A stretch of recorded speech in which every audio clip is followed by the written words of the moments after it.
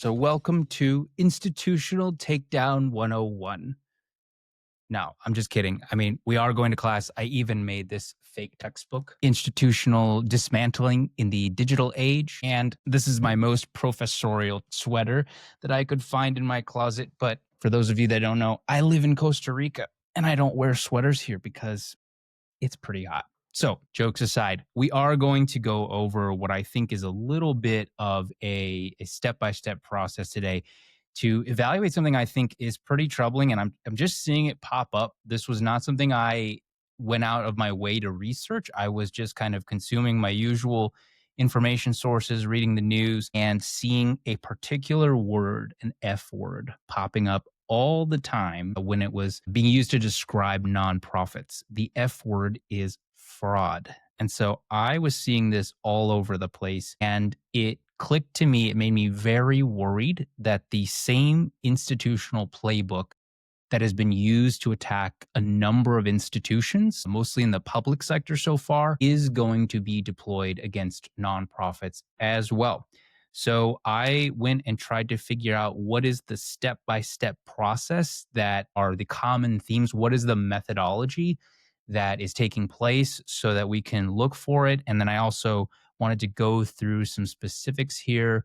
So figuring out like some real world examples and then drawing those back to the nonprofit sector and figuring out how we can prepare ourselves and try to preempt the really bad damage. So let's go over the different stages that I have. Okay, so the first stage I identified of taking down an institution is to exploit our fragmented information ecosystem. We live in this age where increasingly we do not have shared sources of truth, shared sources of factuality. We all get these highly customized, algorithmically generated information feeds that come to us through our phones, through our laptops. Increasingly, any digital interface that we have is trying to figure out what we like, what engages us, what triggers us, and gives us more of that. And so you can exploit this environment very, very well in order to set up stage one, which is to make it impossible to verify anything an institution claims to be fact. So you can flood the zone, as you've heard. Steve Bannon originally made this a really popular strategy on the right. Flood it with just, it doesn't even matter. Just put too much and overwhelm our ability to fact check, to process, and rely on make every single person individually the fact checker or the source, knowing that we don't have the time for that, we don't have the skills for that, we're just not going to do it. And we are going to start looking for number two, alternative fact checking sources. So things that look like they're verified, Dr. So and so, but you don't know if it's real, especially in this age of AI. The last thing would be to exploit technical complexity. We'll come back to that more, but if the thing that is being pointed to as fraudulent or suspect is complex, and the person defending it would have to become really technical or explain, hey, I know this looks kind of funny from the outside, but it actually makes a lot of sense. And we have a lot of reasons for doing things the way we do. The general public, that's just going to they're going to glaze over, it'll go over their heads, and it makes it really, really easy to just make them look silly. So you don't have to prove they're bad. Just make it impossible for them to prove they're good. Now, keep that in mind for a nonprofit. Stage two, cultural incomprehension exploitation. This one, I think, is really important. And I think pillar three might be one of the places taking the closest look at this dimension. So a lot of people go out of their way to hold up the individuals as the enemy, the people that you have to focus your ire on. You know their names, their politicians, their tech leaders, this person is the enemy, right? And then it gets really personal and people stop listening to each other. It's not that I don't think there are irresponsible or ill-meaning actors out there. I do, but I want to come at this a little bit differently and look at the systems. Look at the systems that we all are in. Recognize that most people are fundamentally similar as human beings. You have to kind of extend some faith here that if we were to switch places with somebody we disagree with and grow up and experience everything that they have and then be in a role with the same incentives that they have, you kind of just have to like bring us all down to the same level and say, hey, there might be a chance that I would do something similar, instead of kind of drawing this impassable line between us that like you are just fundamentally a different kind of person than me, and a lesser. So back to cultural incomprehension, what I want to highlight here is that the cultures in the private sector, public sector, and purpose sector are really, really different. The motivations, the way you think, what does efficacy mean in each of those different contexts? What are the problems to be solved? What are the constraints, the challenges? It's all very particular to the different sectors. I mean, it'd be like judging football by basketball rules, basketball by baseball rules, and baseball by football rules or something. Like, it just wouldn't make any sense. We'd never do that and like try to evaluate the quality of teams or players. You could barely even play the game. But that's what I'm kind of saying is being utilized here somewhat disingenuously or even unconsciously. So particularly what we often now assume is that private sector metrics like profit metrics, ROI, all this kind of stuff, the efficiency measures of the private sector are often superimposed on the public sector and the purpose sector, even though they are fundamentally solving for different problems and have different challenges and constraints they're trying to meet. So a mission driven decision, for example, something that is literally a human choice. Everybody there in the inner circle, in the know, makes the decision. But then when you come and look at it from a third party perspective, especially without much information, you look at that and you say, oh, that's just really inefficient. Why would they do that? Why would they send people out to talk to people one by one by one? Why wouldn't they just create some kind of a chatbot or a form intake? I mean, come on. That's so basic. That's so easy. Well, reserving judgment. Maybe there's something different that they don't understand, but because the private sector narrative is so dominant, they get to kind of superimpose their criteria as the standard. And so I think this is really an important point. And they frame these differences as moral failures. We will get to that again later on, but you hear it a lot. Like, government is slow and lazy, and nonprofit people, they're well meaning, but they're so inefficient, they're so not tech savvy, they're blah blah blah blah blah. And I think that I've worked in all three sectors. I've worked in the private sector running a technology startup, I've worked in the nonprofit sector, and I've worked in the public sector for a United States senator. And you know what, there is not a market difference in the quality of people that are in each of those sectors. They are all fundamentally really well-meaning, intelligent, nice people without exception, but they're operating in very different systems for very different purposes. So that's stage two, is just exploiting that cultural incomprehension.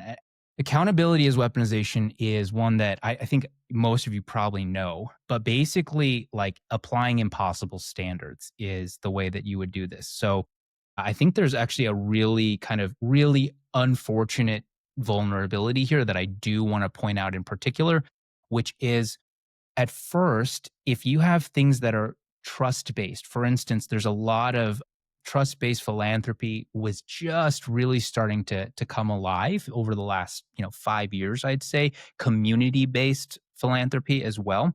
All of this leans on what I think society is leaned on, based upon, really, which is trust, from the smallest human groups to our largest. Really, if you look at it, we cannot possibly verify the safety or the quality of all these different systems that we rely upon in our daily lives. But we live in this society where almost everything we do, if you think about it, is the result of innumerable people's activity and the trust we place in them.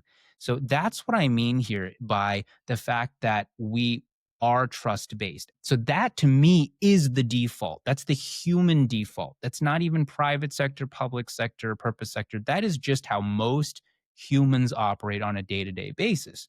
Now, we've had to create this name in the nonprofit sector for trust-based philanthropy because there were really onerous constraints on funding that really actually were diminishing the effectiveness of the funding. And the funders were coming along and saying, hey, yeah, I do. Yeah, I get it. That is cumbersome. It's limiting. It's not helping us achieve the mission that we want to achieve. And yes, I do trust you. I know you. We've been working together for years. Like I know the people in this institution. I've seen the work. I've touched it. I trust it. And that was a really good thing.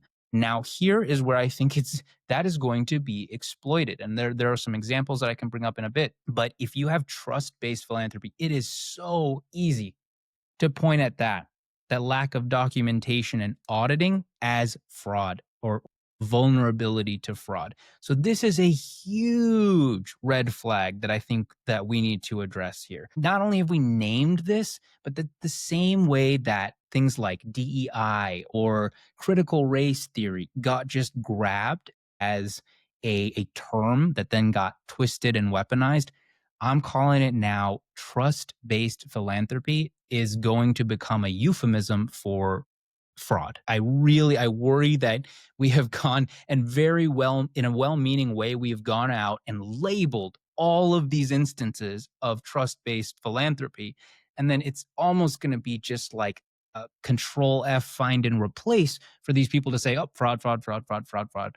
And I'm so worried about that. Now, the catch 22, if you go the other way and you go hyper transparent, just like extraordinary, extreme accountability, you're bound to turn up something that didn't go well. Now, if you do that, then what you're basically doing is serving up examples of failure, serving up examples where people can point and say, look, ineffective, let's cancel this. So it's a gotcha if you did, gotcha if you don't kind of situation.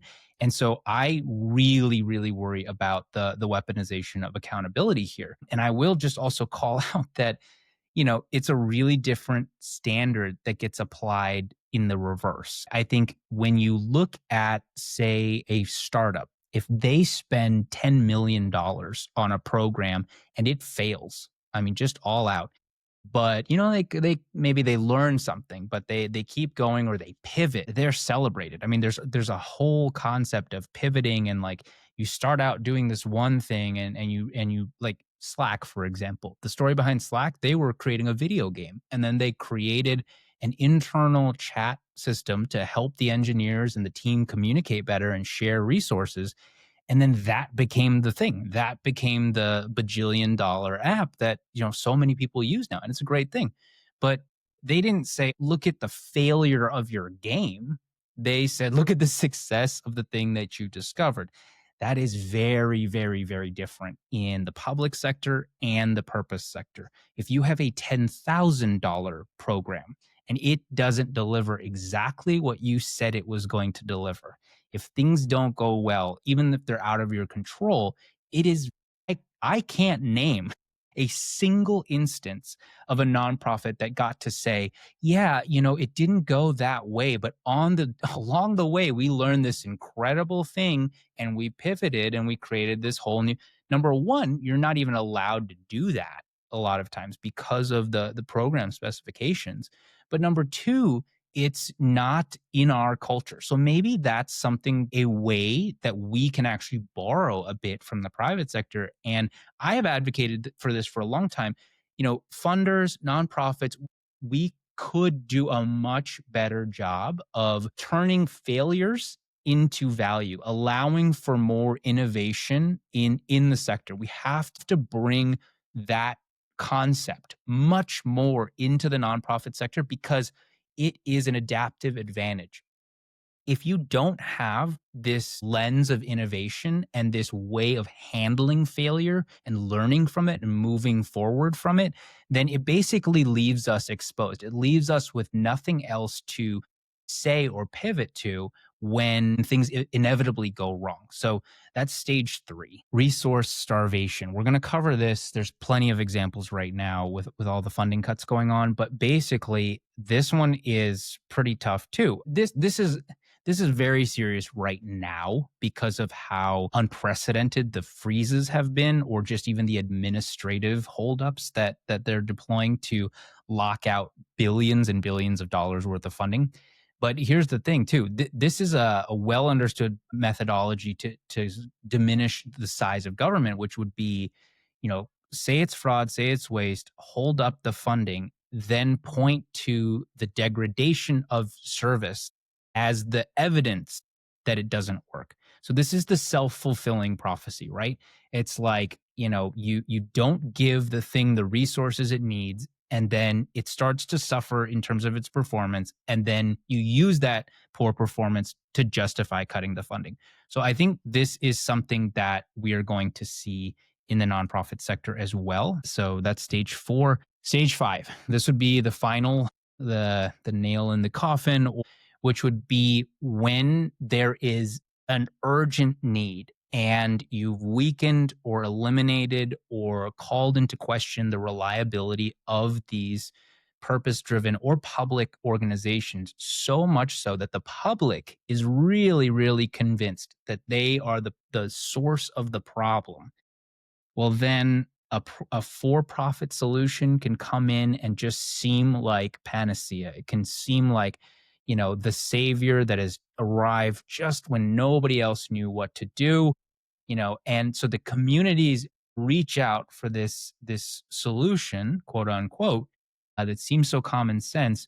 But what they're really doing, I think, is locking into a a a relationship that is going to become increasingly extractive. There are just things that we've covered in the past. There are certain things that, if you really let the profit incentive continue, and if the provider continues to innovate as they will in finding ways to extract more and more profit from the people, at first it's going to be good. In the Profit X that we covered in a previous episode, at first, when the profit incentive and the motive and human wellness, they converge and things get better. Like at first, when we industrialized food, people had more to eat, it was more nourishing, it was cheaper.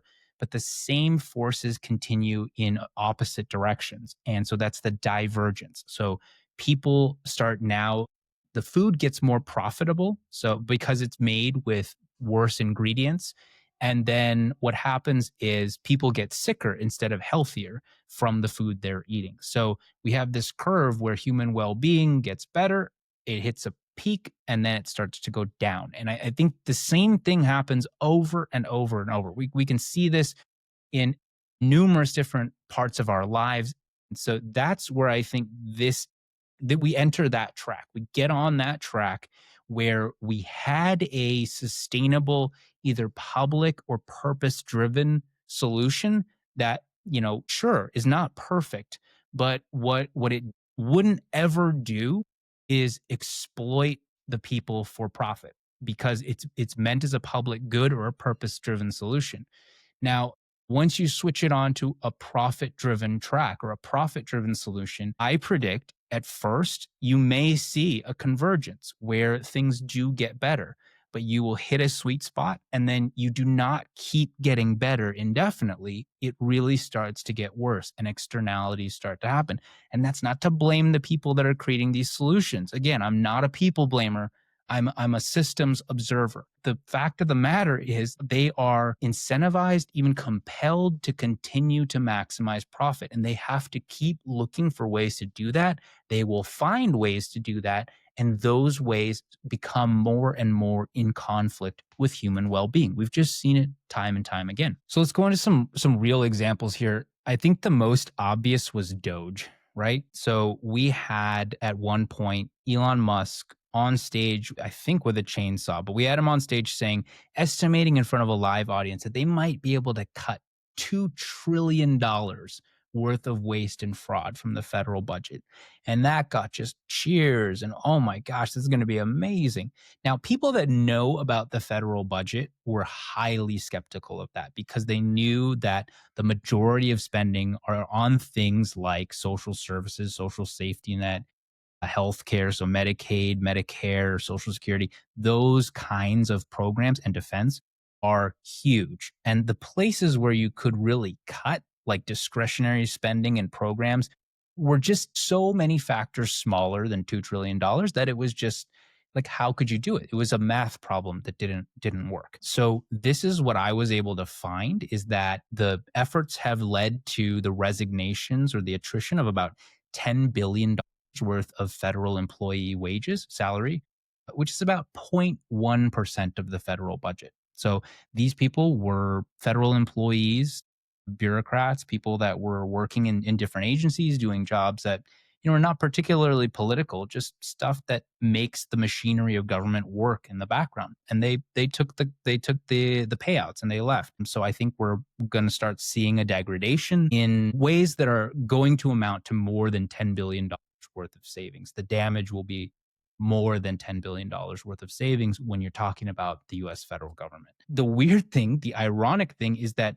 despite all these cuts, federal spending actually went up year over year. So the April number in 2025 was $27 billion higher than it was in 2024. So despite all these cuts, and people estimate, part of it was because of all the severance. They were paying people not to work. There were lawsuits and all kinds of inefficiencies that piled up. Spending actually went up, even though the whole point was to cut spending. And then you saw the big break between Elon and Trump when Trump got Congress to pass the big beautiful bill, which most estimates are finding that it will add $4 trillion to the national debt over the next 10 years. So the largest single increase ever.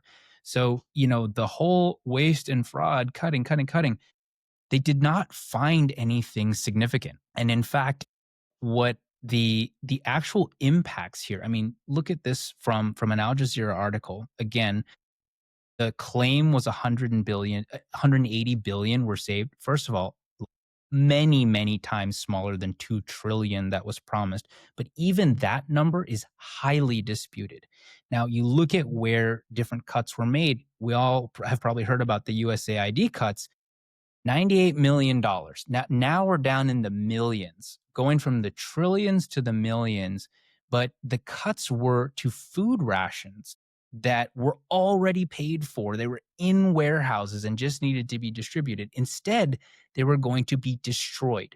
Literally, they were going to light food on fire instead of feeding millions of hungry, starving people, many of them kids. So this, I mean, it's an egregious cut, in my opinion. I mean, I don't know how you can justify this. Like this has not been proven to be wasteful or fraudulent. I mean, you can literally go to the warehouse and look at the food that's just sitting there. So, again, this is pretty wild. We're also seeing here. So Lee Zeldin is the EPA administrator, and this court decision was just an appeals court decision.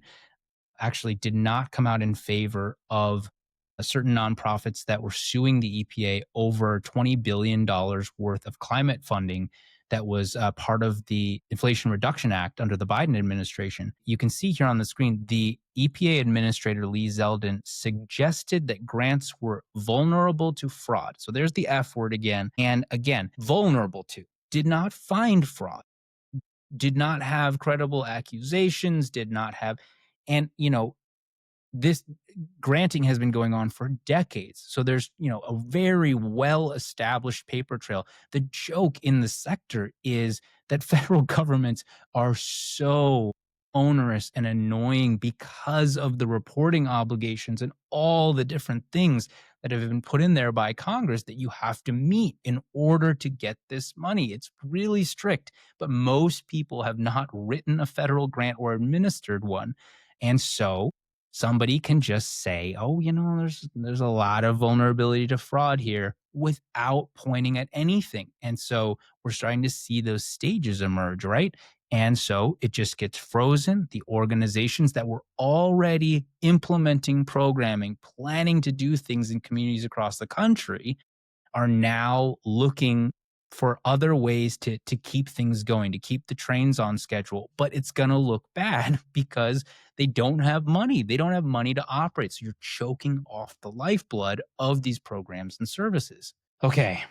So that's the big one that people probably know a lot about. I wanted to bring this to where I think actually this is going to hit at the nonprofit at the ground level. So the battle is obviously taking place at a big scale in terms of federal government funding, right? Coming down in that way. But I think there's almost like a populist, almost a like grassroots approach as well. So there's the top down and the bottom up. That's what I want to cover here. So Y Combinator is honestly, it's like it's a really cool organization. My company, we applied 3 times, we didn't get in, naming that just for transparency. I don't hold a grudge, but we tried because it really is this launch pad to creating a great tech company. It's an astonishing network, and they have an incredible track record of creating some of the most household name transformative companies in the world. People, some of the best and brightest tech engineers and founders from all over the world try to get into Y Combinator for 2 cohorts they have each year. So it is an extremely coveted community to enter into. And then because so many of their founders become just extraordinarily powerful and wealthy and influential in their 20s, I mean, it's just quite a unique entity in the world. And it's shaping the thinking of not just how to build a company, but literally how do you think about your community and your society. That is really quite a formative time. Remember, a lot of the participants that are in Y Combinator have either dropped out of college or are just out of college. So they are in their early 20s, just a few years out of high school, many of whom have never actually had much interaction with, what we would call the real world. They've been in school. I don't want to be pejorative here.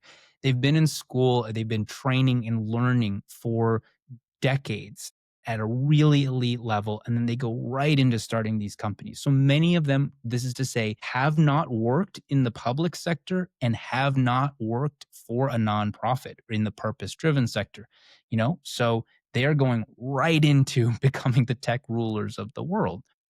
Now, this is their president. And I want to make a call out right here. We are not talking about individual people here.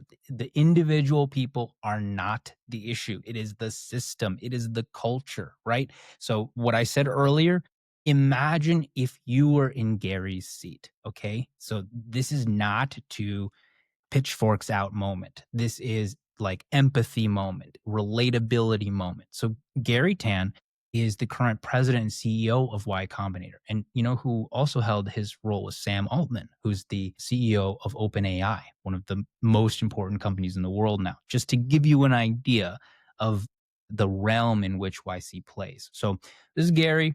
He's the president and CEO. And let me give you, a little, this is his pinned tweet on his X profile, and it's above like a little documentary about his upbringing, how he came from, an immigrant background and not a lot of financial stability or resources with his family. So look at that first sentence. Tech gave me everything I have. I mean, obviously an expression of love and reverence for technology and what it can do in the world.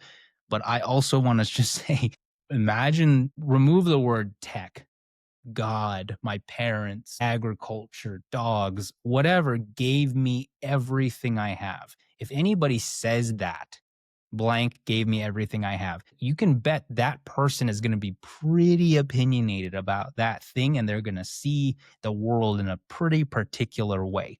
So let's just start there. Okay. Now, this is a recent tweet that caught my attention. Now, we understand that San Francisco has a homelessness and a very visible drug problem on the streets, crime, violent crime, theft.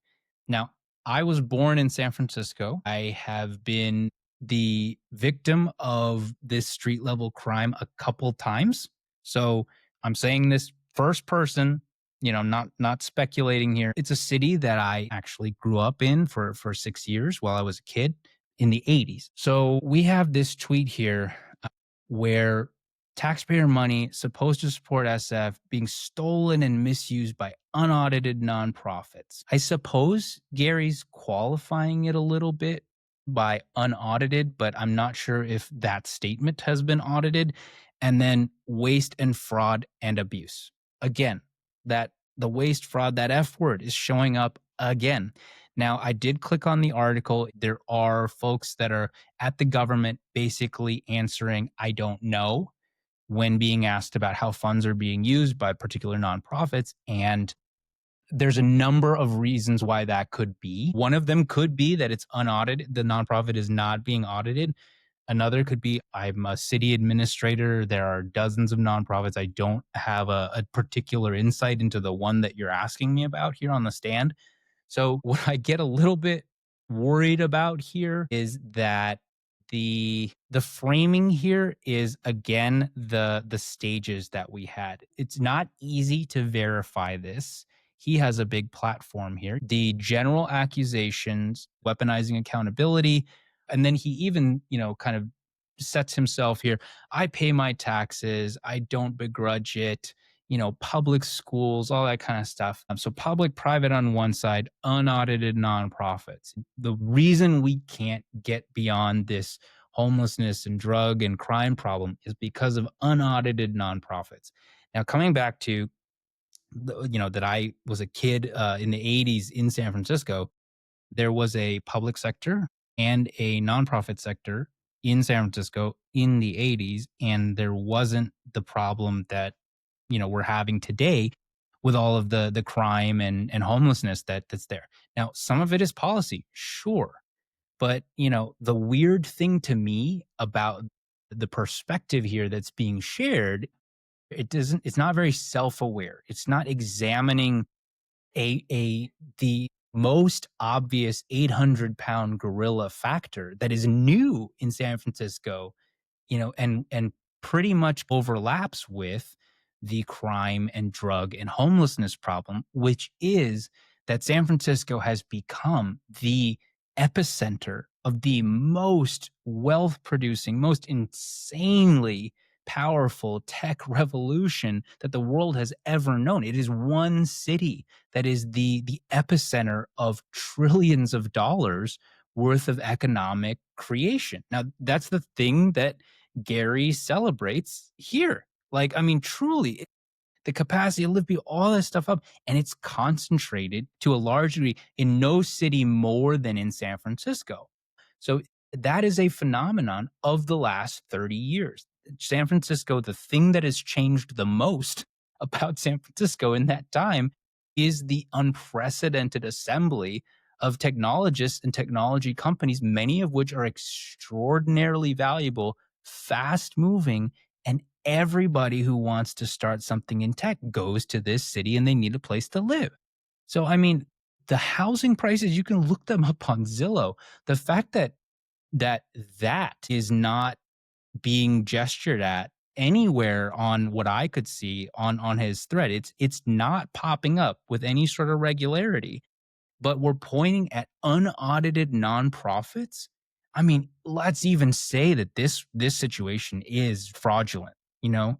Let's say that it's $1 million contract that just got wasted. Taxpayer money, $1 million wasted. But that's not good, but that's also not the source of the problem, right? That's an attempt at a solution to address the ultimate symptom that isn't working out. And maybe there's bad actors here, not saying that there are, but even if there are, that's not the source of the problem. Okay. That's like the fire got lit and a faulty fire extinguisher was given to us. Now, you can blame the purveyor of that fire extinguisher. Sure, they shouldn't have done that, but who set the fire? Why is this thing burning in the first place? So that's the part that kind of stands out to me here. And it's not, again, not to personalize this. It's just that it's very hard to see the thing that you feel is so good and so righteous as having anything to do with the problems that you're also really upset about. That's really kind of what I'm getting at. So there's this zero sum thinking, right? So Garry retweets this guy. Whenever someone advocates for responsible use of technology, they are trying to control you. I don't know if that's a really good rule to live by. I mean, I think responsible is a really useful word. It's a really useful thing in our lives. Hey, who's responsible for this? I really want our team to be responsible. I guarantee you that in tech companies, like when they're talking about how they want to treat one another, they want to be accountable and responsible. So, yes, is it true or possible that sometimes when somebody says responsible use of technology, it's a euphemism for control? Sure. But this is zero sum thinking. This is it's like painting everybody with a broad brush, same as like just gesturing at fraud. A lot of the work, and this is another vulnerability. I want to call out some of my friends here, especially at fundraising.ai. I mean, responsible AI is like practically a brand. So just to those of you that are listening that hear that, this is now a term that I'm saying is surface area of vulnerability.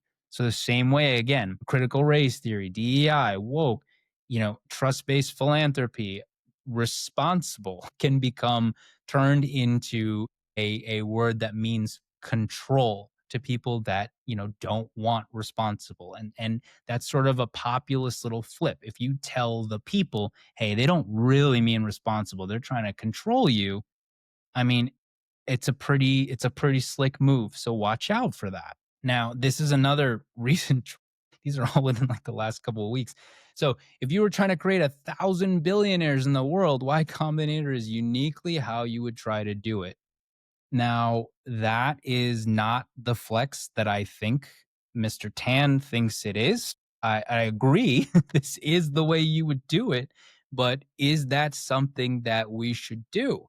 Like, I think that's another indication of the lens through which the culture of this extraordinarily powerful community in tech, where it really is the aspiration of, I mean, many, many of the people that come to YC, they think of themselves, they dream of themselves of becoming billionaires. And there is this equation of value and virtue to the amount of money or to your net worth.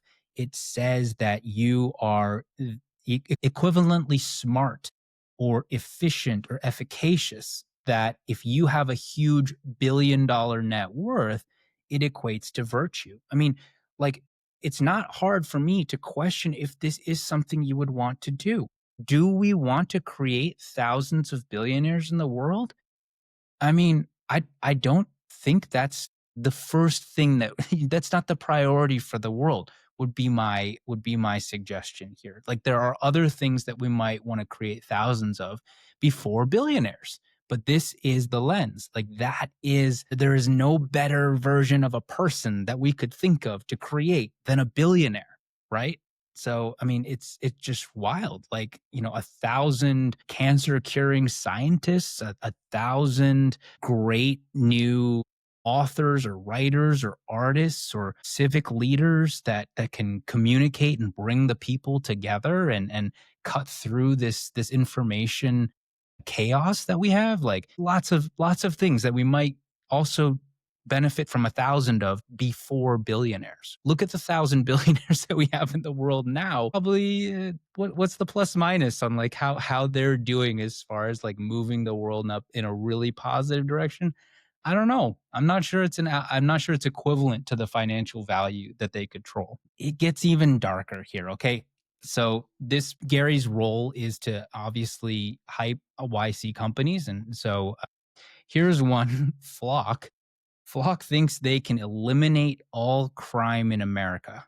And so they're saying currently they solve 700,000 reported cases of crime per year, 10% of crime. And I mean, if the image implies what I think here, and I think it does, you've got these surveillance drones and machine vision, all kinds of algorithmic AI. And that's the solution to crime, is to create a profit-driven surveillance state. And look at the interaction that Garry has with another tech person here. Surveillance capitalism dressed up as crime prevention. A problem becomes a nail when your solution is a camera. That's alluding to the if you're a hammer, everything looks like a nail, right? And then Garry comes back with, I think, kind of a snarky little, they tell me more about how this is a bad thing. And then Arjun does, and makes a very simple, eloquent, that when you create these surveillance tools, they always expand. We have like current ongoing examples of this with the Patriot Act, for example, right?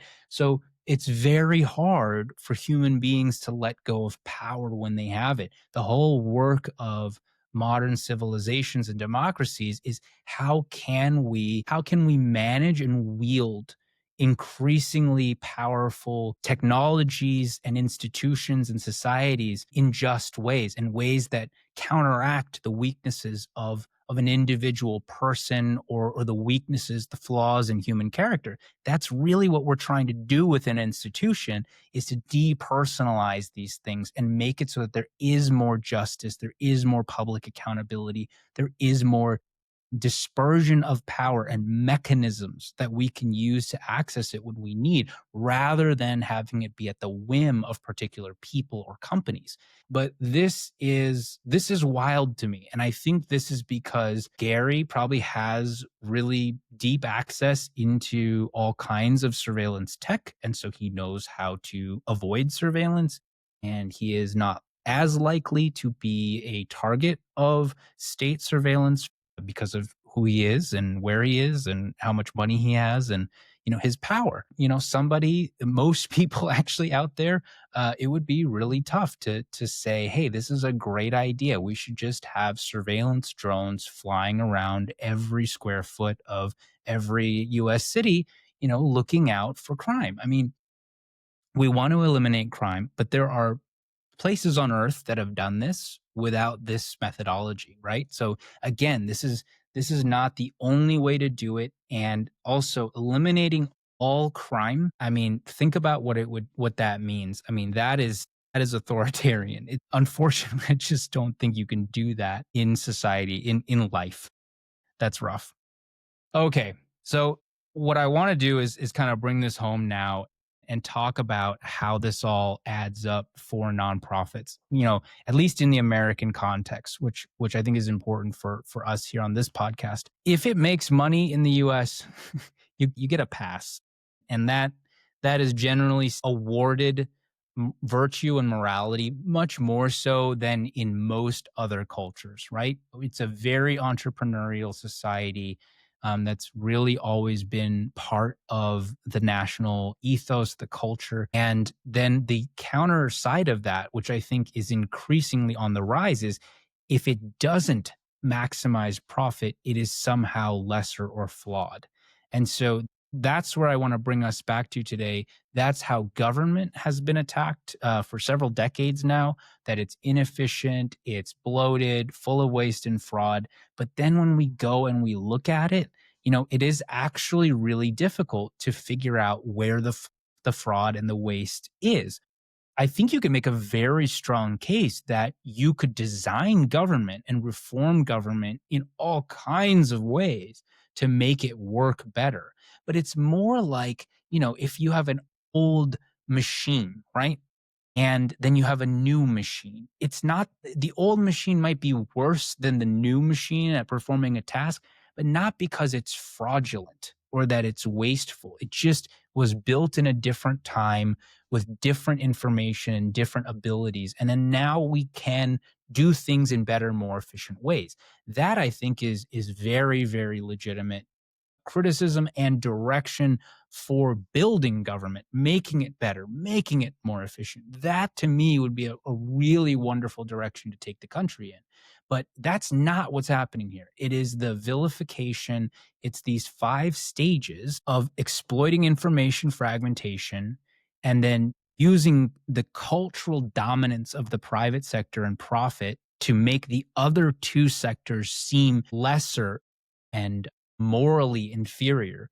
Then it's weaponizing accountability. So these like very vague or difficult standards, the catch 22 of accountability. If it's trust based, it must be fraudulent. And if you open it up for full transparency. We're going to point out all your flaws and say, this doesn't work. We better scrap it. Next thing would be to use those justifications to delay or cut off resources. And finally, when that ground is seeded, figure out how you can profit from the work that those institutions were doing. So the crime one with the drones, I think, is a really good example. If you push back community-based, localized, trust-based, humane methodologies, and you do for-profit crime prevention, surveillance state methodologies, that's the first cousin of for profit prisons, right? Like you just become incentivized to find crime and to incarcerate and to punish because somebody's making money from it. So the Geo Group is a huge prison. There's security companies. Sicat, the prison in El Salvador that's been getting so much attention because of the Trump administration just basically kidnapping people and sending them there from the United States. These are all examples of profitized policing, profitized state security. It's not a good idea. It really is a slippery slope, and I think that's the stages of takedown that I'm really worried about. And just to go through what it means for nonprofits, I'm worried that I'm seeing, this is anecdotal. I'll try to do a little bit of analysis here in the weeks to come, but I'd love a help from the audience as well. But this obsession with fraud, I think it's really been focused on government for a time, but there's actually a study that I'll share that in foreign affairs that's finding that the moral reputation of nonprofits has now sunk to the same level as private sector companies. And I think it's a lot to do with the information ecosystem that we were talking about. It's very sensational when these nonprofits fail, and it's very mundane when they succeed. And so there's a lot of very salacious stuff that a few legitimately very, very negative instances have started to circulate, and they kind of give a little bit of credence to the general vague accusations of fraud. So I think we're going to start seeing this with nonprofits. I think we're going to start seeing more powerful private sector entities, people that come from the perspective like Garry Tan at YC, who has come up in the private sector, who is an apex leader of that space and has gained immensely and just really cannot see past the virtues of the culture that he's grown up in, cannot see its faults, cannot see its weaknesses, and really sees the other sectors of society through a lens of the private sector. And so it looks here, Incomprehension, looks and presents as moral criticism or moral failing. The government is not as efficient as the private sector, so it is immoral. The purpose sector is more fraudulent because it's trust based, and that's just a euphemism for fraud and people stealing. So therefore, it is morally inferior as well. So we're going to start seeing, I think, a backlash to trust-based philanthropy, and they're going to want to come in and bring more profit sector metrics.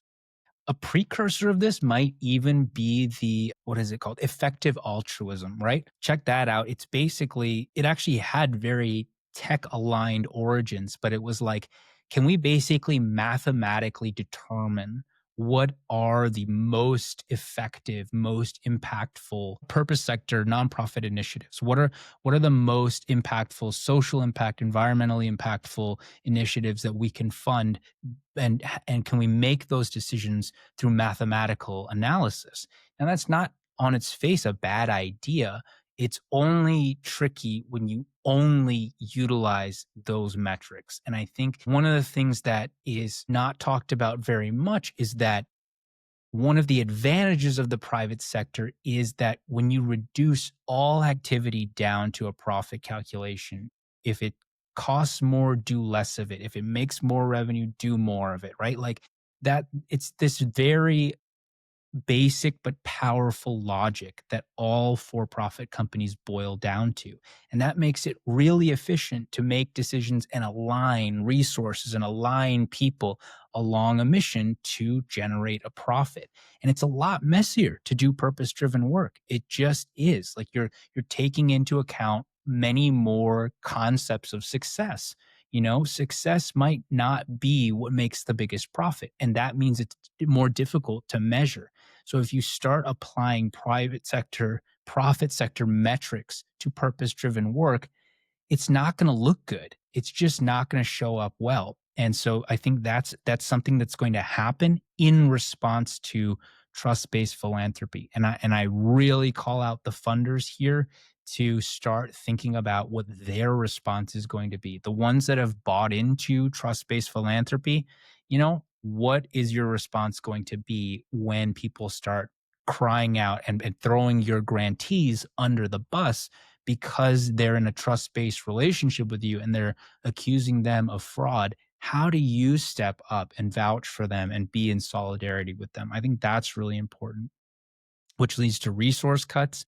I mean, I think we are coming probably on hard economic times. I mean, I'm a very amateur follower of economic news, but I do see certain indicators of recession and inflation just kind of hovering in a questionable zone. If things get bad and people really start to need the purpose sector, the nonprofit sector, I think that is going to be a time where they are going to be under extraordinary stress with reduced funding to provide even more service. If they fail, it will set up the opportunity for their criticism, their elimination, and their replacement with for-profit alternatives. So that's the wrap up today. No, it's not. What can we do now? I'd really love to speak with more of you about how we can document effectiveness before these kinds of attacks intensify.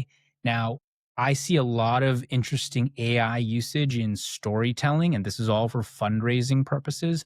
But I actually wonder if there's a secondary utilization here where documenting effectiveness with the help of cool new technologies like AI, can we start to stockpile a little bit of evidence, solidarity, relationships coming together, all that kind of stuff? What can we do now? Is there a playbook that we can start to create where every nonprofit can set aside a little bit of time where they can kind of take stock, maybe grab KPIs from grant applications and reports and get testimonials from funders and from people that receive the services, from community members? You're already probably documenting this for fundraising purposes, but what if you also documented this with a little bit of a strategic lens in preparation for attacks or accusations of fraud? Build cross-sector literacy. This is really what pillar 3 is about, which is we really need to start legitimizing purpose-driven organizing as a methodology that is as valuable and as necessary for society as profit-driven organizing. Like there isn't just one best way of organizing people. We are in an era, in a time where we're very high on that. So like we just think it's the best thing ever. It is incredible. It is powerful. It's created a lot of wealth and value and knowledge in the world, but it's not as great or as perfect as a lot of people think it is. If we pair it with human intelligence, contextual understanding, the human experience, and what we know as purpose in our lives, and what human civilizations and cultures have known for millennia through their religions, through their faiths, like the core stuff. If we pair that and if we have more of an emphasis and a celebration of organizations that organize along those kinds of principles, what we ultimately want is we want a private sector that is doing what it does best, which is assembling capital, deploying it, creating scale and lowering prices of different goods and services and materials. But we also want a purpose sector that is able to take some of that wealth that's created and deploy it in ways that go beyond profitization. Profit just doesn't capture what it means to be a human being and to live a good life. Humans know what that is, but we need resources, we need time, and we need the cultural space in our society to say these are just as important. We need this three-pillar balance. The public sector has really come under attack from the private sector and increasingly is losing that battle because of that definition of waste and fraud. But what the public sector could do is it should just be the circulatory system. It should really be trying to help move potential energy and wealth that's generated by incredibly powerful AI powered private sector companies transferring some of that excess wealth in the form of taxes into resources and grants into the purpose sector where we can start more different kinds of purpose driven businesses. So not charities, but like organizations that people feel passionately about. They can be restaurants or accountants or repair shops or a band, museums, whatever it is. Just something that a community finds valuable and agrees we want to have this as a resource or a product. It should be easier to pursue that kind of entrepreneurship, not just tech entrepreneurship, not just profitized scale, trying to create unicorns, that kind of entrepreneurship. Localized, purpose driven entrepreneurship also needs to be elevated. And we need to create this new economy that is three pillar and is cyclical and has this back and forth. We combine profit driven and purpose driven operations across society. The thing I want to finish on too, because I just think this is extremely important, is to try to get away from vilifying the people. Now, I showed you the slides with Garry because he has this position as literally the mouthpiece, or he's representing Y Combinator, and he is looked up to by all of these different founders, and he retweets them and he's talking to them, he's friends with them. And so I share him as an avatar of a culture, a representation of somebody who has come up in this space, has benefited a lot from technology and entrepreneurship in Silicon Valley and reveres it, and how he is seeing his community, how he's seeing the world. And again, my call to you is not to attack or criticize, but to empathize and just try to get into that mindset and realize if tech did for you what it has done for Garry, and if you had thousands of young entrepreneurs looking to you to become billionaires and to change the world with your technology, you would probably think and see the world the way that Garry does.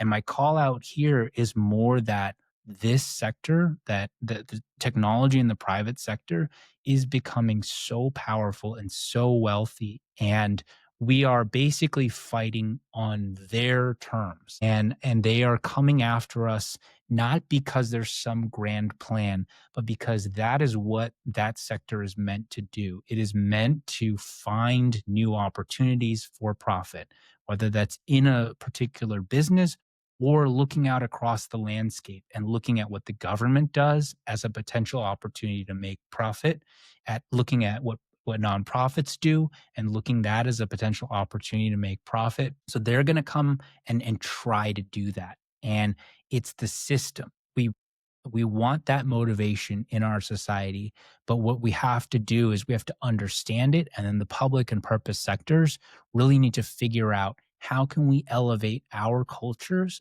our methodologies, how can we be in solidarity with one another so that we can push back and be a co-equal force and say, hey, you know what? We get it, but here is actually what we do and why we do it and how we do it. And there's a reason here. And we need to also win this battle in the court of public opinion with people on the street at their level. And so I'm just calling out today what I'm seeing as coming vulnerability for the sector. Thanks so much for listening. Last thing I'll share is I am very excited. Next week will be my first episode with a very special guest. Many of you will already know this person, and we're going to be talking about a new work that they are releasing. So tune in next week to Pillar 3 Podcast. Thank you so much. Oh my gosh, my voice is gone.